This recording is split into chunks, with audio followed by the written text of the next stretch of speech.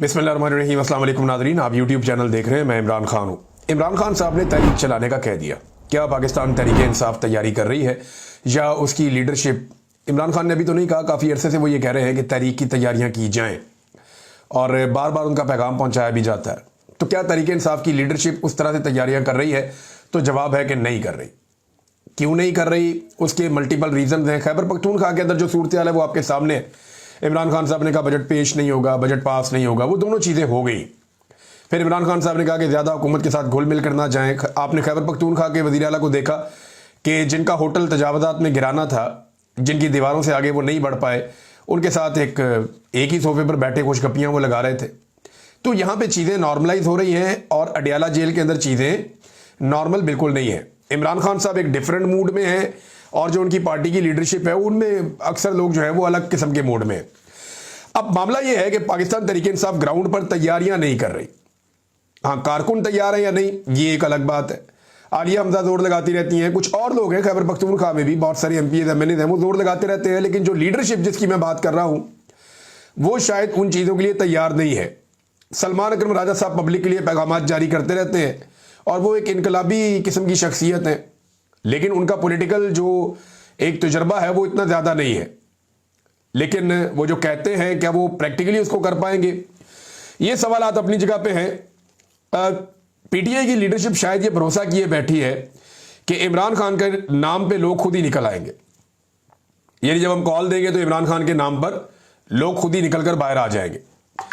अब ये जो लीडर्स हैं पाकिस्तान तहरीक इंसाफ के, इनको अपने से ज़्यादा इमरान खान साहब की मकबूलियत और हुकूमत की बदनामी पे भरोसा है कि ये हुकूमत इतनी बदनाम हो गई है, इन्होंने लोगों के साथ इतना जुल्म और ज्यादती कर दी है कि अब लोग बाहर निकलेंगे ही निकलेंगे।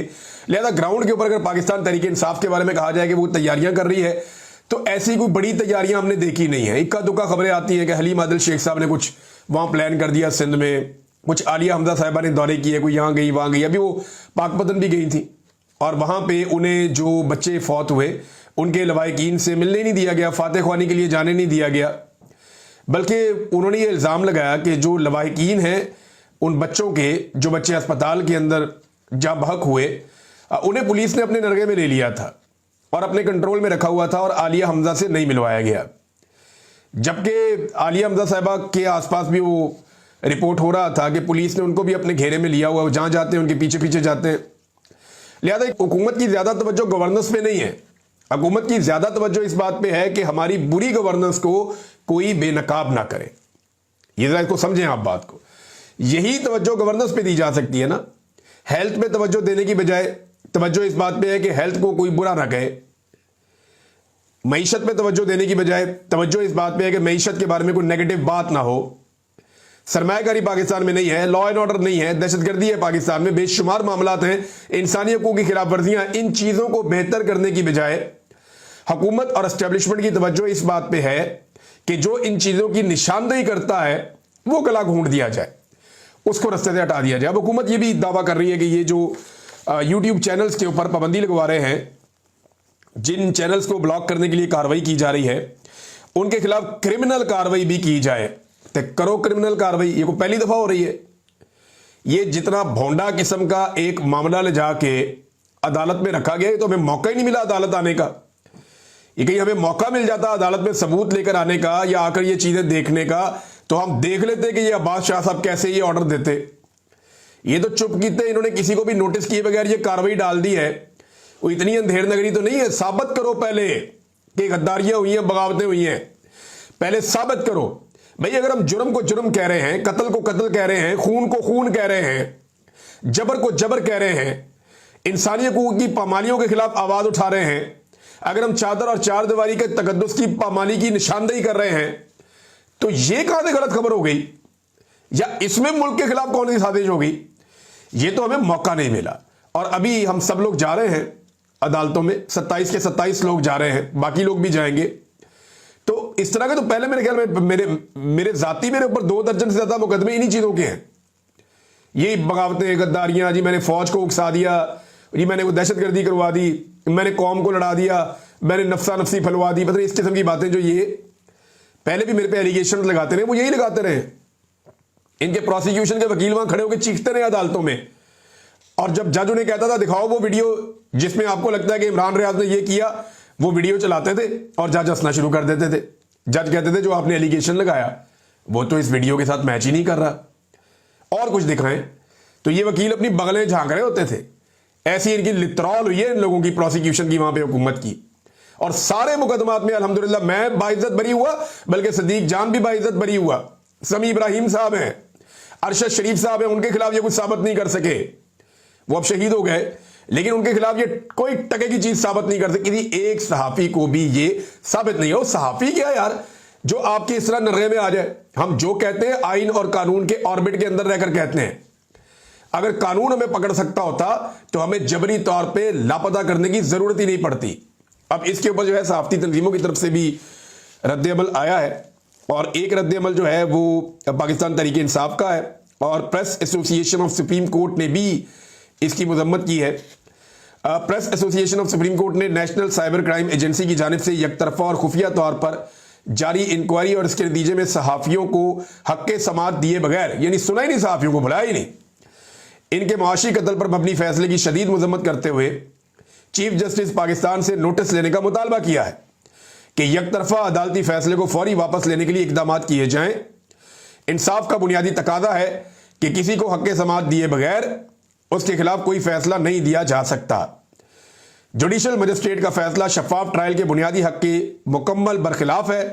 प्रेस एसोसिएशन हुकूमत से मुतालबा करती है कि मजीद किसी सहाफ़ी के खिलाफ अगर कोई इंक्वायरी ज़ेर इल्तवा है तो उन्हें सामने लाया जाए ताकि वो अपना कानूनी हक इस्तेमाल कर सके।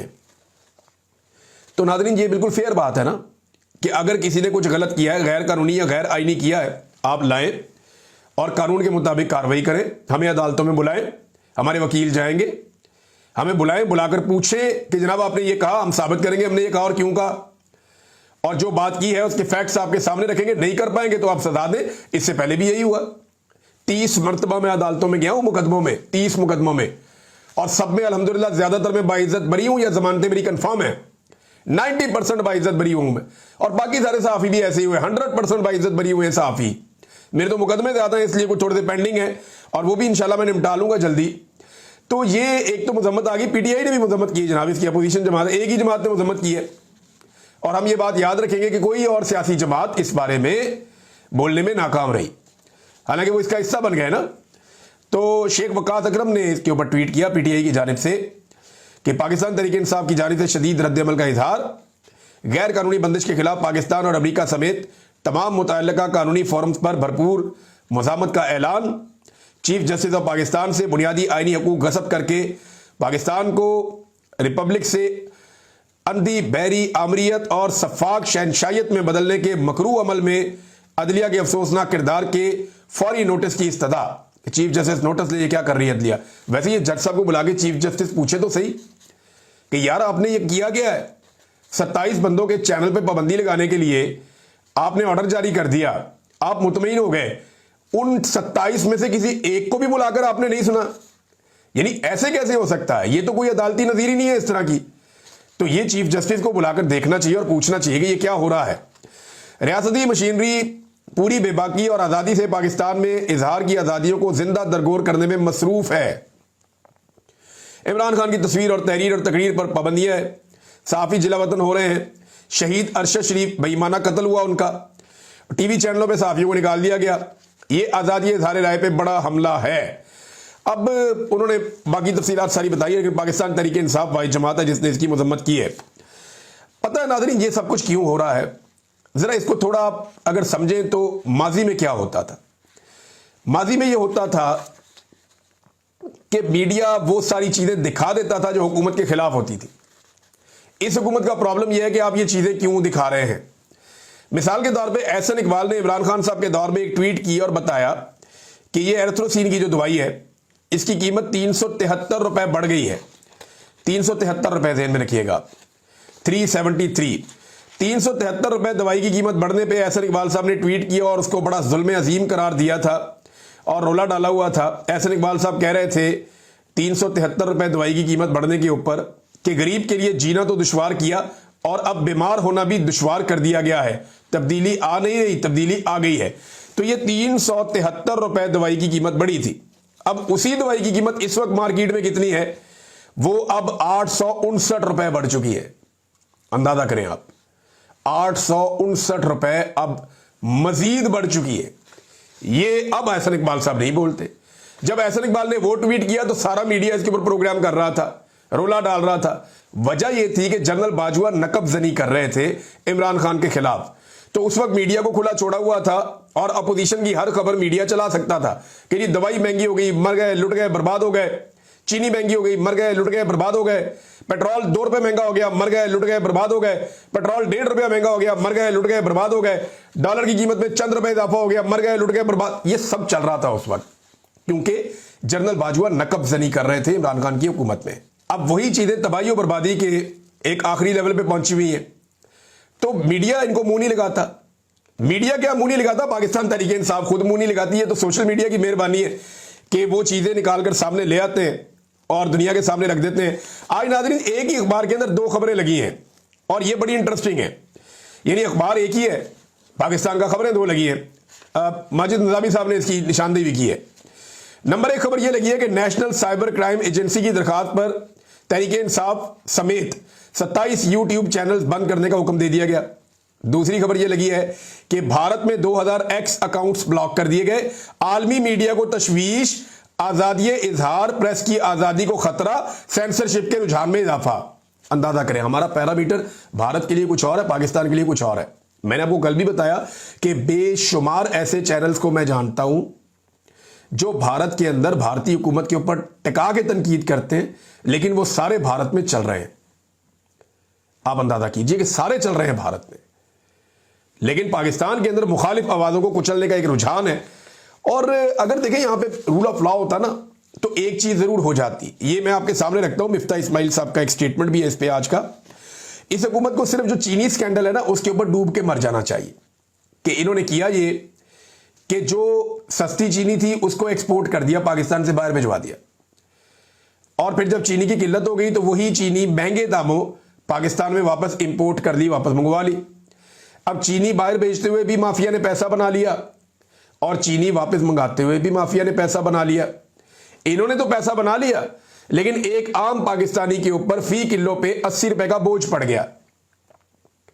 इमरान खान के दौरे हुकूमत में जब चीनी की टोटल प्राइस 80 रुपए हुई थी ना, और ये टोटल 20 रुपए बढ़ी थी उनके दौरे हुकूमत में, 20-22 रुपए, तो रोला पड़ गया था पूरे पाकिस्तान में, शोर मच गया था, जमीन आसमान एक कर दिया था मीडिया ने और अपोजिशन ने। लेकिन आज इमरान खान के दौर में जितने रुपए की टोटल बिकती थी उतने रुपए इजाफी वसूल किए जा रहे हैं, और 80 रुपए नहीं, लगभग 200 रुपए के किलो के करीब चीनी बिकती है। कभी ऊपर बिकती है, कभी नीचे बिकती है, लेकिन 200 का फिगर है। लेकिन कोई बोलता ही नहीं है, बात ही नहीं करता। इसी के ऊपर इस हुकूमत को घर भेज देना चाहिए, इन्हें डूब के मर जाना चाहिए। मिफ्ता इस्माइल साहब क्या कहते हैं? वो ये कहते हैं कि जनाब हुकूमत के पहले चीनी की बरामद की इजाजत देने और फिर दरामद की सहूलत देने के फैसले से चीनी की कीमत में 70 रुपए फी किलो का एक और इजाफा हुआ है। इससे एफबीआर को टैक्सों का नुकसान और मुल्क को ज़र मुबादला का नुकसान होगा।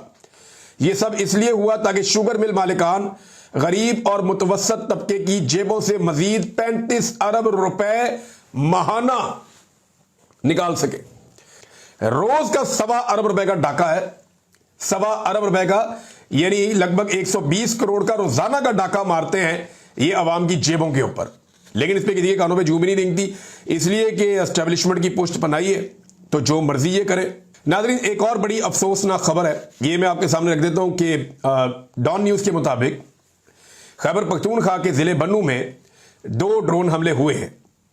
एक के बारे में कहा जा रहा है कि पुलिस स्टेशन के नजदीक हुआ है या उसके ऊपर हुआ है, और दूसरा घर पर एक ड्रोन हमला हुआ है जिनमें एक खातून जाँ बहक हुई है जबकि 3 अफराद जख्मी हुए हैं। इमरान खान ने अभी हाल ही में 24 जून 2025 को खैबर पख्तूनख्वा की हुकूमत को यह हुक्म दिया था कि ड्रोन हमले के जिम्मेदारों के खिलाफ FIR दर्ज की जाए, लेकिन FIR दर्ज नहीं की जाती। खैबर पख्तूनख्वा में लगातार ड्रोन हमलों से अली अमीन की सियासत का आगाज हुआ था, क्योंकि पहली मरतबा डेरा इस्माइल खान के रस्ते से इमरान खान साहब गए थे टांग, और वहां से इमरान खान साहब बढ़े थे वजीरिस्तान की जानिब ड्रोन हमलों के खिलाफ। तब अली अमीन गंडापुर इमरान खान साहब के ज्यादा करीब आना शुरू हुए थे उस एहतजाज के दौरान, और आज वो वजीर आला खैबर पख्तूनख्वा हैं। तो इस शख्स की सियासत ड्रोन से शुरू होती है, और आज ये वजीर आला खैबर पख्तूनख्वा है और ड्रोन के ऊपर एक एफआईआर नहीं कर पा रहा। काटलिंग के अंदर मासूम गुज्जर बरादरी के लोग शहीद हो गए, कोई एफआईआर नहीं। वजीरिस्तान के अंदर बच्चे शहीद हो गए, कोई एफआईआर नहीं। बच्चे ग्राउंड के अंदर वॉलीबॉल खेल रहे हैं, वहां पे ड्रोन हमला हो गया, कोई एफआईआर नहीं। उसके बाद एक और ड्रोन हमला हो गया, कोई एफआईआर नहीं। अब दोबारा 2 ड्रोन हमले हो गए, अब तक कोई एफआईआर नहीं। भाई ये एफआईआर काटने से इतना डरते क्यों हैं? ये कानूनी कार्रवाई क्यों नहीं करते कि कौन है जो खैबर पख्तूनख्वा की आवाम के ऊपर ड्रोन हमले कर रहा है? ये निहत्ते लोगों को ड्रोन से इमरान खान साहब ने सख्ती से मना किया कि लड़ने का ये तरीका ही गलत है।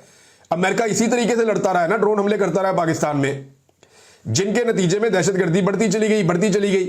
तो क्या खैबर पख्तूनख्वा में जानबूझकर दहशतगर्दी को बढ़ाया जा रहा है? यह है एक बड़ा सवाल। लेकिन हुकूमत को इसकी तरफ कोई तवज्जो ही नहीं है, क्योंकि मीडिया इन खबरों को उठाता नहीं है। कीड़े मकोड़े समझते हैं वहां के लोगों को, मीडिया उठाता नहीं है, कोई और बात नहीं करता। मारंग बलोच के साथ जो हो रहा है उस पर भी कोई बात नहीं करता। बलूचिस्तान में आम बलोचों के साथ जो हो रहा है उस पर भी कोई बात नहीं करता। कबायली इलाकों में जो जंग की तैयारी की जा रही है उस पर भी कोई बात नहीं करता। आज वजीरिस्तान में सारा दिन कर्फ्यू लगा रहा, उसके ऊपर भी कोई बात नहीं करता। मीडिया समझता है कि शायद वो पाकिस्तान का हिस्सा ही नहीं है या वो कम दर्जे के पाकिस्तानी है, तो उनके बारे में तो कोई बात ही नहीं करता। और हुकूमत की तरजीहात ये है कि चुप करके हुकूमत जो है वो पीआईए को और रोजवेलेट होटल को बेच रही है अमेरिका में। अब ये 2 बहुत बड़े एसेट हैं पाकिस्तान के। अगर इमरान खान साहब के दौर में इन चीजों को बेचने का इशारा भी होता था ना, तो पाकिस्तान का मीडिया रोला डाल देता था कि मुल्क के असासे बेचकर मुल्क कैसे चलाया जा सकता है। पाकिस्तान की हुकूमत मुल्क के असासे बेच रही है, इस तरह की बातें की जाती थी। रोला डाल देते थे ये सारे लोग बेशर्मी के साथ कि जनाब असासे बेचे जा रहे हैं, क्यों बेचे जा रहे हैं, असासे नहीं बिकने चाहिए। पाकिस्तान में टॉक शो होना शुरू हो जाते थे इन पे, और आज इसके ऊपर खामोशी से पेशरफ्त हो रही है कि पीआईए भी बेच देंगे, बाकी चीजें भी बेच देंगे, बेशुमार चीजें बेच भी दी हैं, और ये रोजवेल्ट होटल भी बेच देंगे। हालांकि यहां पे बहुत सारी दीगर ऑप्शन मौजूद थी, लेकिन ये बेच रहे हैं। और पाकिस्तान का मीडिया इसको एक माशी कामयाबी के तौर पे ढिठाई और बेशर्मी से पेश कर रहा है।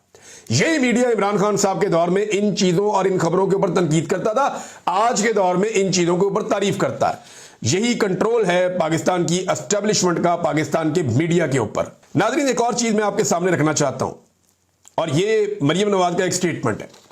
ये स्टेटमेंट जो है ये जरूरी है आपको बताना, और इसका एहतसाब करना बड़ा जरूरी है, क्योंकि रेगुलर मीडिया तो ये करेगा नहीं और कोई इसका जवाब देगा नहीं। तो यहां हम आपको जवाब दे देते हैं कि टिकटॉकर वजीर आला ने ये एक पैगाम जारी किया। उन्होंने कहा जी कि फातिमा जिन्ना को बतौर खातून मैं रोल मॉडल समझती हूं।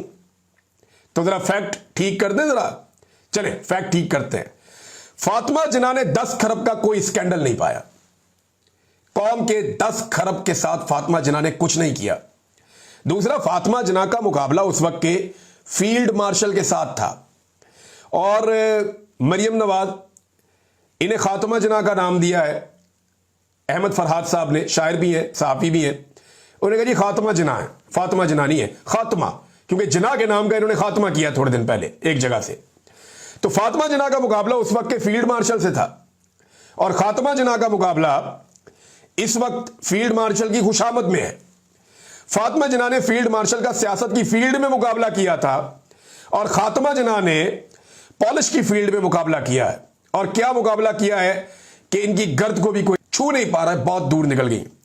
फातिमा जिन्ना ने अपने भाई कायदे आज़म मोहम्मद अली जिन्ना के नाम की लाज रखी थी, जबकि खातिमा जिन्ना ने फातिमा जिन्ना के भाई का नाम मिटाकर अपना नाम चिपका दिया है। यह है हकीकत। यानी जो नाम इनको नजर आता है ये उठा के अपने खाते डाल लेते हैं, जो अच्छी चीज है उठा के अपने खाते डाल लेते हैं, हर बुरी चीज उठा के इमरान खान के। ये तो मुझे ऐसा लगता है एक दिन कहेंगे जितनी जंगे अजीम हुई ना, पहली और दूसरी दोनों इमरान खान की वजह से हुई है। और ये कोई भी गंद मारेंगे, कल को इल्जाम इमरान खान पे लगाएंगे कि हम इमरान खान से डरे हुए थे, हम बड़े खौफजदा थे, हमें लगता था कि इमरान खान आ जाएगा, इसलिए हमने वो सारे गंदे काम किए जो हमें नहीं करने चाहिए थे। एक स्टेटमेंट मोहसिन नकवी ने दिया, जाते जाते आपके सामने मैं जिक्र कर दूं। मोहसिन नकवी ने कहा जी भिखारी माफिया ने मुल्क का इमेज तबाह कर दिया। क्या कहा? मोहसिन नकवी ने कहा कि भिखारी माफिया ने मुल्क का इमेज तबाह कर दिया। अब यही बात अगर हम करें तो हमारे पे पर्चे हो जाते हैं, गौर कीजिएगा। अब तक के लिए इतना ही, अपना ख्याल रखिएगा, अपने इस चैनल का भी। अल्लाह हाफिज।